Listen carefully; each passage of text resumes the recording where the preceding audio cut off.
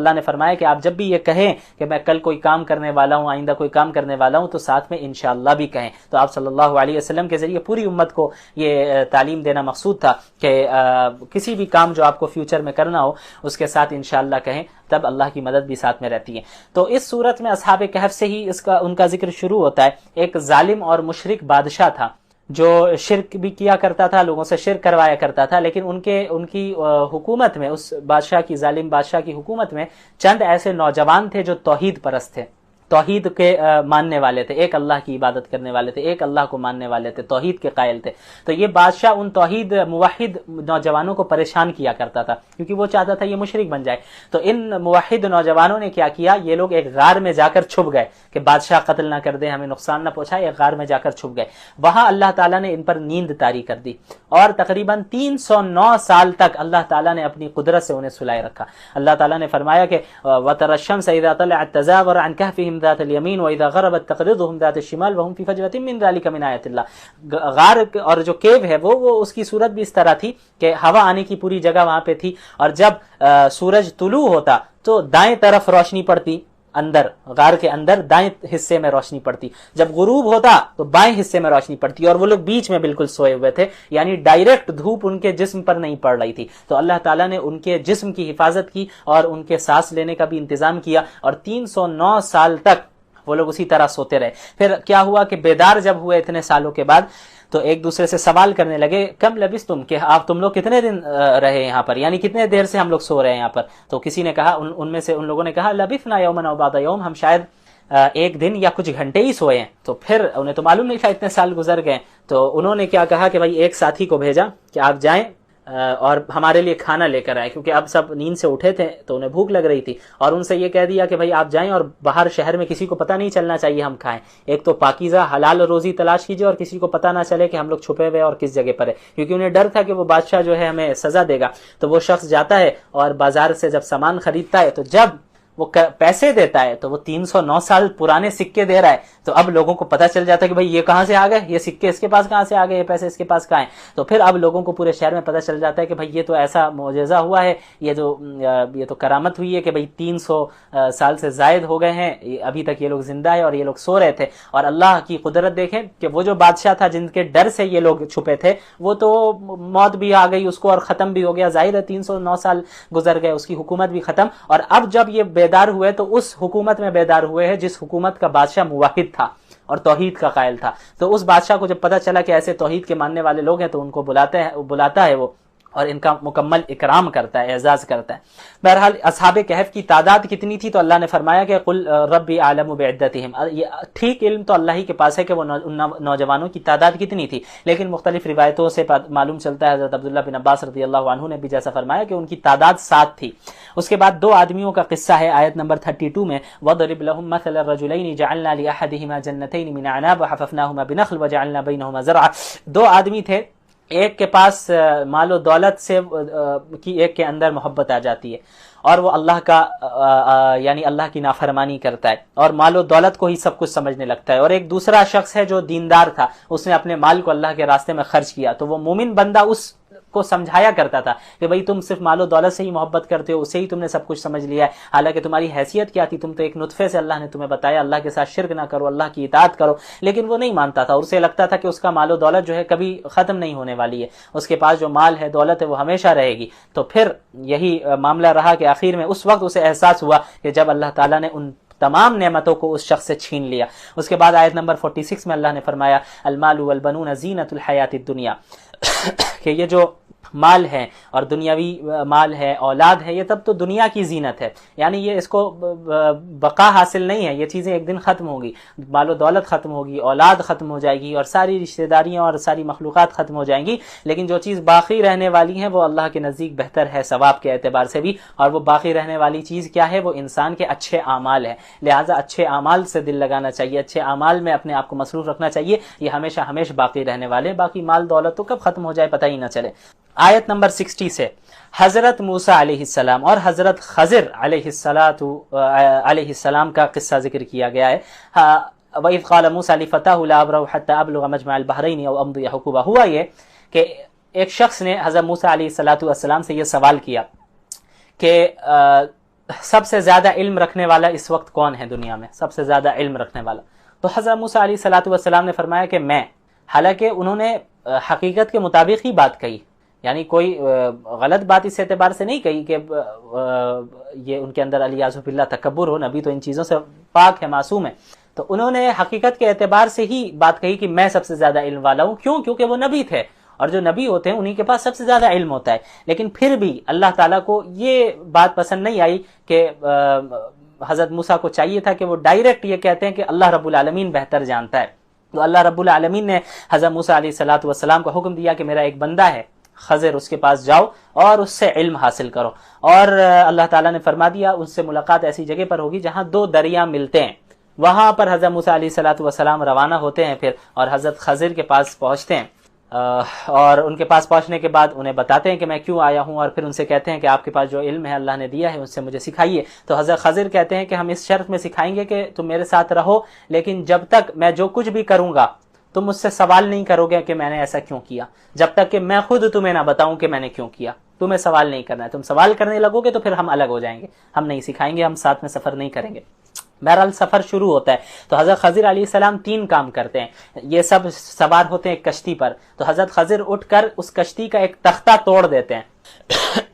تو حضرت موسیٰ علیہ السلام کو تعجب ہوتا ہے کہ بھئی یہ کیا کیا، آپ کیا اس کو ڈبانا چاہتے ہیں، اس کشتی کو، کشتی والوں کو ڈبانا چاہتے ہیں، اس کے کشتی کو نقصان پہنچایا؟ تو حضرت خضر کہتے ہیں کہ بھئی میں نے کہا تھا تمہیں کہ میں کوئی کام کروں گا آپ کو نہیں روکنا ہے، لیکن آپ نے ٹوکا، اس لیے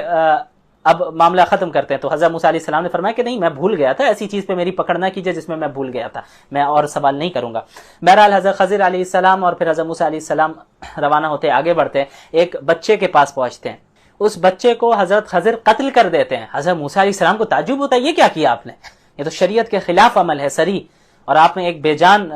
بے گناہ جان کی، ایک بے گناہ انسان کی جان لے لی آپ نے۔ تو حضرت خضر علیہ السلام فرماتے ہیں کہ کیا میں نے کہا نہیں تھا کہ تم میرے ساتھ صبر نہیں کر پاؤ گے، اس لیے اب الگ کرتے ہیں، اب معاملہ ختم کرتے ہیں۔ تو حضرت موسیٰ علیہ السلام فرماتے ہیں کہ نہیں، اب اگر میں آئندہ اگر سوال کروں تب آپ کہیں گے ایک بار اور مجھے موقع دیں۔ پھر آگے وہ دونوں حضرات جاتے ہیں اور ایک علاقے میں پہنچتے ہیں، ایک بستی میں، وہاں پر جو ہے چونکہ سفر میں ہوتے ہیں تو وہاں کے لوگوں سے کہتے ہیں کہ بھئی کچھ کھانے پینے کا انتظام کر دیں، مہمان نوازی کریں، تو وہ قوم، وہ بستی مہمان نوازی کرنے سے انکار کر دیتی ہے۔ تو اسی بستی میں ایک دیوار ہوتی ہے جو کہ گرنے والی ہوتی ہے، حضرت خضر اس دیوار کو سیدھا کر دیتے ہیں، صحیح کر دیتے ہیں، اس کو ٹھیک ٹھاک کر دیتے ہیں اور آگے جانے لگتے ہیں۔ تو حضرت موسیٰ علیہ السلام کہتے ہیں کہ بھئی آپ چاہتے تو اجرت لے لیتے، ایک تو انہوں نے مہمان نوازی نہیں کی، اور ہم مسافر تھے تو کھانے پینے کی ضرورت بھی تھی، انہوں نے مہمان نوازی بھی نہیں کی، تو اب اگر آپ نے ان کے علاقے میں دیوار کو ٹھیک کیا ہے تو پھر آپ کو اجرت لے لینا چاہیے تھا، آپ نے اجرت کیوں نہیں لی؟ تو حضرت خضر علیہ السلام کہتے ہیں کہ اب ھذا فراق بینی و بینک، بس ختم، اب ہم جدا ہو جائیں گے اور آگے اور سفر نہیں ہونا ہے۔ اچھا اب میں بتا دیتا ہوں کہ میں نے ایسا کیوں کیا۔ جہاں تک کشتی کا تعلق ہے تو کشتی ایک غریب کی کشتی تھی، اور جہاں پر یہ کشتی جا رہی تھی وہاں ایک بادشاہ تھا جو اچھی کشتیوں کو دیکھ کر قبضے میں لے لیتا تھا، زبردستی غصب کر لیتا تھا۔ تو میں نے چاہا کہ بھئی یہ غریب کی کشتی ہے، اس کی کشتی کو بادشاہ نہ لے لے، اس لیے میں نے چاہا کہ اس کی کشتی میں کوئی عیب پیدا کر دیا جائے کہ بھئی جب یہ کشتی عیب والی ہوگی، صحیح سالم نہیں رہے گی تو بادشاہ اسے لے گا بھی نہیں۔ جہاں تک اس بچے کا تعلق ہے تو اس بچے جس کو میں نے قتل کیا، اس بچے کے والدین جو ہے مومن تھے، اور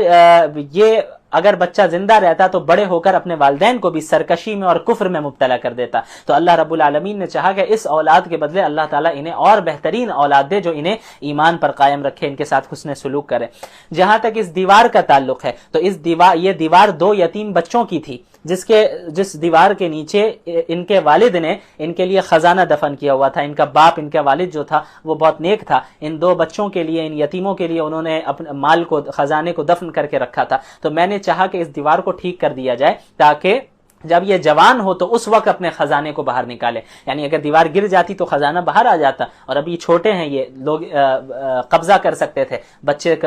کے حق کو دبا سکتے تھے۔ تو میں نے چاہا کہ اس کی دیوار کو صحیح کر دیا جائے تاکہ جب یہ جوان ہو تب اس وقت خزانہ نکالے۔ تو بہرحال یہ 3 چیزیں ہوئیں، اور اس کے بعد حضرت موسیٰ اور حضرت خضر الگ الگ ہو گئے۔ حضرت خضر علیہ السلام کے متعلق بعض علماء کہتے ہیں کہ وہ بھی نبی تھے اور بعض کہتے ہیں کہ وہ نبی نہیں تھے۔ بہرحال اللہ تعالیٰ نے حضرت خضر علیہ السلام کو تکوینی علم دیا تھا، حضرت موسیٰ علیہ السلام کو تشریعی علم دیا تھا، شریعت کا علم، اور حضرت خضر علیہ السلام کو تکوینی علم دیا تھا، کائنات کی سسٹم کا علم دیا تھا۔ تو یہ فرق تھا. بہرحال ہم جو ہے شریعت کے تابع. اب اگر کوئی زیادہ وہ نہ بنے اسمارٹ، کسی کو قتل کر دے تو کہہ دے یہ آگے جا کر نافرمانی کرنے والا تھا، یہ اس کے اختیار میں نہیں، ان کے ساتھ خاص تھا. اور یہ چیز اب ختم ہو گئی. جتنا ہی بڑا بزرگ ہو وہ کسی کو بھی قتل کر دے وہ قاتل شمار کیا جائے گا اور اس کو سزا دی جائے گی. یہ ہماری شریعت میں یہی ہے. تو ہم شریعت کے تابع ہیں، یہ بات ذہن میں رہے. وآخر دعوانا الحمدللہ رب العالمین. اب حضرت ذوالقرنین کا کیا قصہ ہے اس کو انشاءاللہ آگے بیان کیا جائے گا اور سورۃ الکہف کو مکمل کیا جائے گا 16ویں پارے میں انشاءاللہ تعالی. والسلام علیکم ورحمۃ اللہ وبرکاتہ. الحمدللہ 15ویں پارے تک کا خلاصہ پیش کر دیا گیا ہے اور آج پارہ نمبر 16 کا خلاصہ پیش کرنا ہے. سورۃ الکہف ہی ابھی چل رہی ہے اور اس کے متعلق آپ کو میں نے کل بتایا تھا کہ مشرکین نے 3 سوالات اللہ کے رسول صلی اللہ علیہ وسلم سے کیے تھے یہودیوں سے پوچھ کر. سب سے پہلا سوال تھا کہ روح کیا ہے، روح کے بارے میں بتائیں، جس کا ذکر سورہ بنی اسرائیل میں گزر چکا ہے، کل ہی گزرا ہے. اس کے بعد دوسرا سوال تھا کہ اصحاب الکہف کون ہیں، کہف والے کون ہیں، غار والے کون ہیں، ان کے بارے میں بتائیں. تو اس کا بھی ذکر گزر گیا کل. اور جو تیسرا سوال تھا کہ یہ ذوالقرنین کون ہیں، ان کے بارے میں بتائے. تو اللہ کے رسول صلی اللہ علیہ وسلم پر ان کے متعلق بھی وحی نازل ہوئی اور آپ صلی اللہ علیہ وسلم نے جواب دیا. تو سوال پوچھنے کا اصل مقصد یہ تھا کہ آپ صلی اللہ علیہ وسلم کو وہ لاجواب کر سکے، آپ صلی اللہ علیہ وسلم کو پریشان کر سکے کہ بھئی ان کے پاس جواب نہیں ہے. لیکن ظاہر ہے آپ صلی اللہ علیہ وسلم کی تائید اللہ رب العالمین کرتے تھے وحی کے ذریعے. تو ذوالقرنین کے متعلق اللہ تعالیٰ نے فرمایا وَيَسْأَلُونَكَ عَنْ ذِي الْقَرْنَيْنِ قُلْ سَأَتْلُو عَلَيْكُم مِّنْهُ ذِكْرًا. اچھا، یہ ذوالقرنین کون تھے؟ یہ نبی تھے یا نہیں تھے؟ اس میں علماء کے درمیان اختلاف ہے، لیکن بہرحال جو زیادہ راجح قول ہے، بیٹر اوپینین ہے، وہ یہی ہے کہ وہ نبی نہیں تھے بلکہ ایک نیک دیندار آدمی تھے، بادشاہ تھے. ان کے متعلق میں مختصراً بس یہ بتاتا چلوں، زیادہ تفصیل میں نہیں جاؤں گا. یہ ایسے شخص تھے جنہوں نے پوری دنیا کا سفر کیا تھا، مشرق میں بھی سفر کیا، مغرب میں بھی سفر کیا اور ہر طرف گئے. تو اسی طرح سفر کرتے کرتے وہ ایک علاقے میں پہنچے، ایک جگہ پہ گئے جہاں کے لوگوں سے انہوں نے بات کی تو ان کی زبان بھی الگ تھی، تو ان کی زبان بھی صحیح سے سمجھ میں نہیں آ رہی تھی. لیکن وہاں کے لوگوں نے حضرت ذوالقرنین کو بتایا کہ ہم یاجوج ماجوج سے پریشان ہیں، یعنی یہ جو وادی ہے، 2 پہاڑوں کے درمیان جو راستہ ہے، وہاں سے وہ آتے ہیں اور یہاں فساد پھیلا کر چلے جاتے ہیں اور تکلیف پہنچاتے ہیں ہم لوگوں کو. تو آپ کو ہم چند پیسے دیں گے، اس کے بدلے آپ اس پہاڑوں کے درمیان جو راستہ ہے اسے بند کر دیں. تو حضرت ذوالقرنین ان سے کہتے ہیں کہ مجھے پیسے کی ضرورت نہیں، اللہ نے مجھے جو دیا ہے وہ بہتر ہے. تم مجھے افرادی طور پر میری مدد کرو، جسمانی قوت کے ساتھ تم میری مدد کرو، میں تمہارے لیے یہ کام کر دوں گا. تو پھر حضرت ذوالقرنین نے دونوں پہاڑوں کے درمیان جو راستہ تھا اس کو لوہے کے تختوں سے اور پگھلے ہوئے سیسے کے ذریعے مضبوطی کے ساتھ اسے اس دیوار بنا دی اور اسے بند کر دیا تاکہ یاجوج ماجوج وہاں سے نکل نہ پائے. بہرحال پھر جب اللہ کا حکم ہوگا تو یاجوج ماجوج دوبارہ باہر آئیں گے. یاجوج ماجوج کوئی جانور نہیں ہے، انسانوں کی ہی نسل ہے. بہرحال اس پر کبھی انشاءاللہ تفصیل سے قیامت کی نشانیاں جو لائیو اسٹریم بھی ہوتی ہے ہماری، اور جو پلے لسٹ ہے آپ یوٹیوب میں جائیں سائنس آف قیامہ کے نام سے، تو اس میں جو ہم لوگوں کی سیریز چل رہی ہے وہ ابھی رک گئی ہے کسی وجہ سے، اس کو انشاءاللہ کنٹینیو کریں گے رمضان کے بعد. اس کے بعد اللہ تعالیٰ نے قیامت کی ہولناکی کا ذکر کیا ہے آیت نمبر 99 میں وَتَرَكْنَا بَعْضَهُمْ يَوْمَئِذٍ يَمُوجُ فِي بَعْضٍ وَنُفِخَ فِي الصُّورِ فَجَمَعْنَاهُمْ جَمْعًا. کہ قیامت کے دن سور جب پھونکا جائے گا تو اس وقت قیامت کی ہولناکی کی وجہ سے لوگ ایک دوسرے پر چڑھے جا رہے ہوں گے، ایک دوسرے سے ٹکرا رہے ہوں گے. بدحواسی کے عالم میں ایسا معاملہ ہوگا، اتنا خوف طاری ہو جائے گا کہ سب ایک دوسرے سے ٹکرا رہے ہوں گے. اللہ نے اس کا ذکر کیا. اور پھر اللہ تعالیٰ نے آیت نمبر 109 میں اپنی صفات کا اور اپنے کمالات کا ذکر کیا کہ قُلْ لَوْ كَانَ الْبَحْرُ مِدَادًا لِكَلِمَاتِ رَبِّي لَنَفِدَ الْبَحْرُ قَبْلَ أَن تَنْفَدَ كَلِمَاتُ رَبِّي وَلَوْ جِئْنَا بِمِثْلِهِ مَدَدًا. کہ اللہ کی جو قدرت ہے، اللہ کی جو صفات ہے، اللہ کی جو کمالات ہیں وہ ان لمیٹڈ ہیں. یعنی اگر آپ تمام سمندر کو تمام اوشنز کو انک بنا لیں اور اس کے ذریعے سے آپ اللہ کے کمالات کو، صفات کو، اللہ کی قدرت کو لکھنے لگے تو وہ پانی کم پڑ جائے، وہ انک کم پڑ جائے اور سارے سمندر خشک ہو جائے، لیکن اللہ کے کمالات تب بھی باقی رہیں گے، ختم نہیں ہوں گے. اس کے بعد اخیر میں اللہ کے نبی صلی اللہ علیہ وسلم کو کہا گیا کہ آپ کہہ دیجئے کہ آپ بھی میں بھی تمہاری طرح ایک انسان ہوں، بس فرق یہ ہے کہ میرے اوپر وحی نازل ہوتی ہے. قل انما انا بشر مثلکم یوحی الی انما الہکم الہ واحد. کہ تمہارا ایک خدا ہے، بس اس کی اطاعت کرو، اسے مانو. فمن کان یرجو لقاء ربی. تو اب جو کوئی مومن ہے اللہ سے ملاقات کی وہ امید رکھتا ہے اور یقین رکھتا ہے، اسے چاہیے کہ فلیعمل عملا صالحا، کہ نیک اعمال کرتا رہے کنسسٹنسی کے ساتھ، ولا یشرک بعبادت ربہ احدا، اور عبادت میں اللہ رب العالمین کی عبادت میں کسی اور کو شریک نہ ٹھہرائے، شرک نہ کرے، یعنی ایمان بھی صحیح ہو اس کا، عقائد بھی اس کے صحیح ہو، اور جو اعمال ہوں وہ بھی شریعت کے مطابق ہو اور اچھی نیت کے ساتھ ہو، تو ایسا شخص انشاءاللہ کامیاب ہوگا۔ حضرت ابو ہریرہ رضی اللہ تعالی عنہ سے روایت ہے کہ رسول اللہ صلی اللہ علیہ وسلم ارشاد فرمایا، ایک ایسا وقت کہ اگر اس وقت کوئی مسلمان اللہ تعالیٰ سے خیر کی دعا اور جائز دعا مانگتا ہے تو اللہ تعالیٰ اس کی دعا کو ضرور بالضرور قبول فرماتا، اور اللہ کے نبی صلی اللہ علیہ وسلم اپنی کے اشارے سے فرمایا کہ قصر سا ہے، بہت تھوڑا سا۔ اب وہ وقت کون سا، اس میں علماء کے درمیان اختلاف ہے، جو سب سے راجح قول ہے اور بہتر کہ وہ وقت عصر کر مغرب درمیان ہے، لہٰذا اس وقت کو ضائع نہ کرے اور کثرت سے اللہ تعالیٰ سے دعا کر گھر والوں کے۔ السلام علیکم ورحمۃ اللہ وبرکاتہ۔ الحمدللہ، جمعے کے دن کا آغاز ہو چکا ہے۔ اللہ کے نبی صلی اللہ علیہ وسلم نے فرمایا کہ تم لوگوں کے ایام میں، دنوں میں سب سے بہترین دن جمعے کا دن ہے، لہٰذا اس دن کثرت کے ساتھ مجھ پر درود بھیجا کرو، چونکہ تمہارے درود اور جو سلام تم مجھ پر پڑھتے ہو یہ میرے سامنے پیش کیا جاتا ہے، لہٰذا اس بات کی کوشش ہو کہ جمعے کی رات میں بھی بالخصوص اور اس کے علاوہ پورے دن مغرب تک جو ہے ہم کثرت کے ساتھ اللہ کے نبی صلی اللہ علیہ وسلم پر درود پڑھنے کا اہتمام کریں، اور عام دنوں میں بھی ہم چلتے پھرتے اس کا اہتمام کریں کہ ہم نبی کریم صلی اللہ علیہ وسلم پر درود پڑھیں۔ جزاکم اللہ خیر۔ رسول اللہ صلی اللہ علیہ وسلم نے فرمایا کہ جمعے کا دن تمہارے دنوں میں سب سے افضل دن ہے، لہٰذا اس دن کثرت سے میرے اوپر درود و سلام بھیجا کرو، کیونکہ تمہارے درود و سلام مجھے پہنچائے جاتے ہیں۔ اللہ کے رسول صلی اللہ علیہ وسلم کی شخصیت ایک ایسی شخصیت ہے جن سے مسلمانوں کی جو محبت ہے اور محبت کا جو جذبہ مسلمانوں کے اندر ہے یہ کوئی چھپا ہوا نہیں ہے، بلکہ شاید ہی کوئی اللہ کے رسول صلی اللہ علیہ وسلم جیسی شخصیت ہو جن سے کسی خاص قوم یا کسی خاص طبقے کا اتنا گہرا تعلق ہو اور اتنی گہری محبت ہو جتنا مسلمانوں کو ہے اللہ کے رسول صلی اللہ علیہ وسلم سے۔ تو آپ صلی اللہ علیہ وسلم سے محبت اور اس محبت کا جذبہ جو ہم رکھتے ہیں وہ ربیع الاول کے ساتھ محدود نہیں ہے، یعنی ایسا نہیں ہے کہ ہم اللہ کے نبی صلی اللہ علیہ وسلم سے محبت صرف ربیع الاول میں کرتے ہیں، بلکہ ہم پوری زندگی ہر مہینے ہر لمحے اللہ کے رسول صلی اللہ علیہ وسلم سے ایک تعلق رکھتے ہیں اور ان سے محبت اور عقیدت رکھتے ہیں۔ ربیع الاول میں چونکہ اس مہینے کا آپ صلی اللہ علیہ وسلم کی زندگی سے ایک خاص تعلق ہے، تو رسول اللہ صلی اللہ علیہ وسلم کی سیرت، ان کی زندگی کا تذکرہ زیادہ کیا جاتا ہے، بس یہ فرق ہے۔ اور آپ صلی اللہ علیہ وسلم سے جو ہم محبت بھی کرتے ہیں وہ محض جذبات کی بنیاد پہ نہیں کرتے ہیں، وہ محبت صرف جذباتی محبت نہیں ہے بلکہ وہ محبت عقلی محبت ہے، عقلی بنیادوں پر لاجیکلی یہ چیز ہے کہ ہم اللہ کے نبی صلی اللہ علیہ وسلم سے محبت کرتے ہیں، عقل کا تقاضا ہے کہ ہم اللہ کے نبی صلی اللہ علیہ وسلم سے محبت کریں۔ کیونکہ آپ اگر دنیا والوں کو دیکھیں کہ ایک شخص دوسرے سے محبت کیوں کرتا ہے، اس کی کیا وجوہات ہیں، کیا اسباب ہیں، تو بنیادی طور پر 3 ریزنز ہمیں نظر آئیں گی، 3 وجوہات ایسی ہیں جن کی بنیاد پر اس دنیا میں کسی دنیا کے دوسرے ہی شخص سے محبت کی جاتی ہے۔ وہ 3 ریزنز کیا ہیں، 3 وجوہات کیا ہیں؟ سب سے پہلی وجہ ہے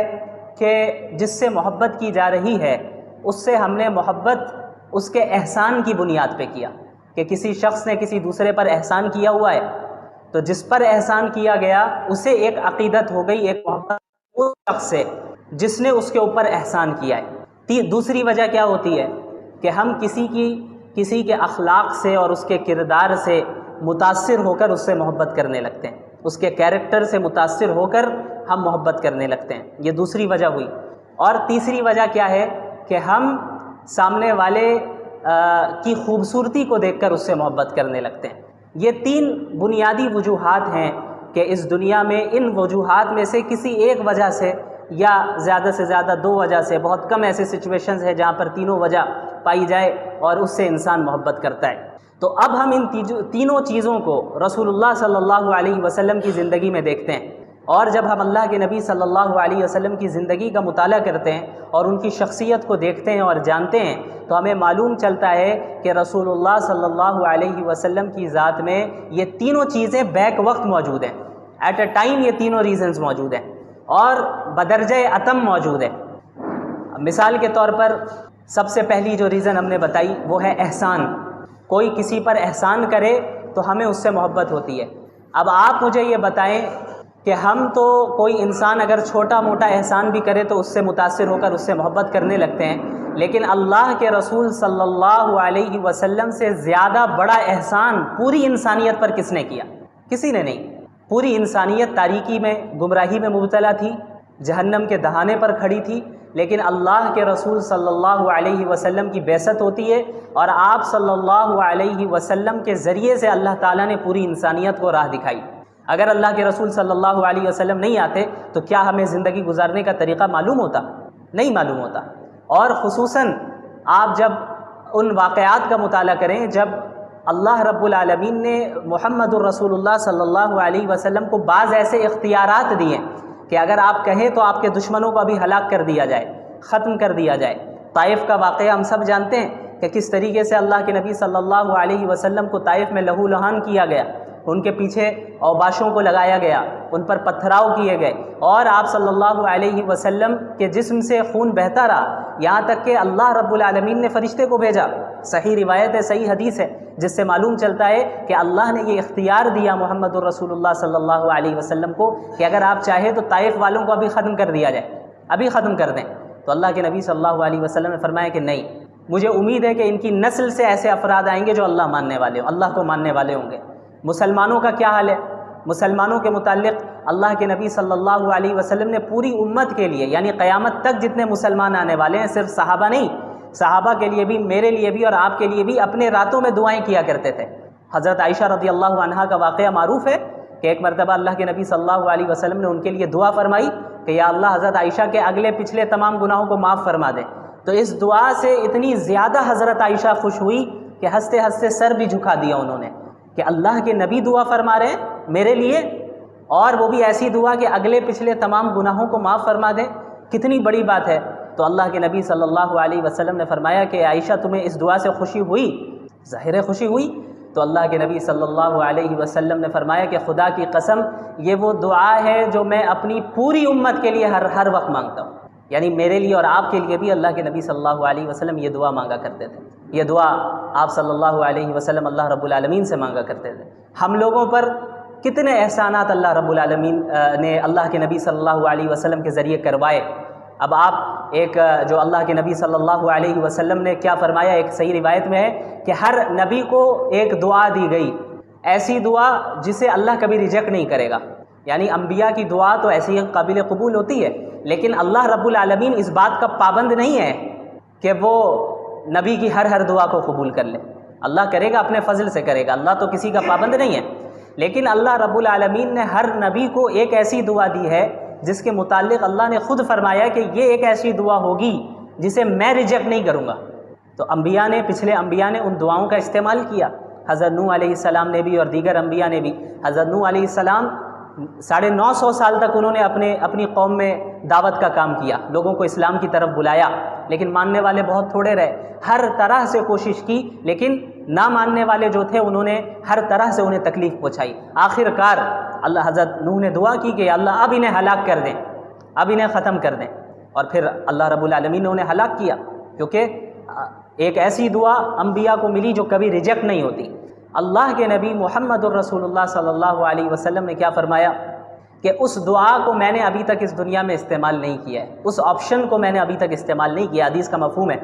اس کو میں نے قیامت کے دن کے لیے رکھا ہے کہ میں اس دن اپنی امت کے لیے سفارش کروں گا۔ اے اللہ، آپ نے مجھے ایک دعا دی ہے، ایک ایسا موقع دیا ہے کہ جس کو آپ کبھی ریجیکٹ نہیں کریں گے۔ یہ اس کو حالانکہ اللہ کے نبی صلی اللہ علیہ وسلم سے زیادہ کسی نبی کو تکلیف نہیں پہنچائی گئی، جتنے انبیاء آئے سب سے زیادہ تکلیف اگر کسی کو پہنچائی گئی ہے تو وہ محمد الرسول اللہ صلی اللہ علیہ وسلم، سب سے زیادہ تکلیف ہر اعتبار سے۔ تو اللہ کے نبی صلی اللہ علیہ وسلم چاہتے تو دنیا ہی میں اس کا استعمال کر لیتے۔ یہ دعا بھی مانگی جا سکتی تھی کہ یا اللہ معاملہ آسان فرما دے اور کوئی میری مخالفت نہ کرے،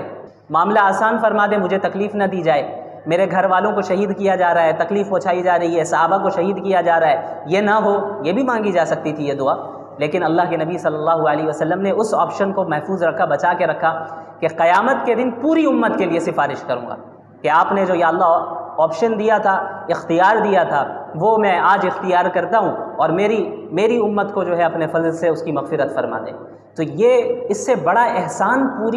پوری انسانیت پر کیا ہو سکتا ہے؟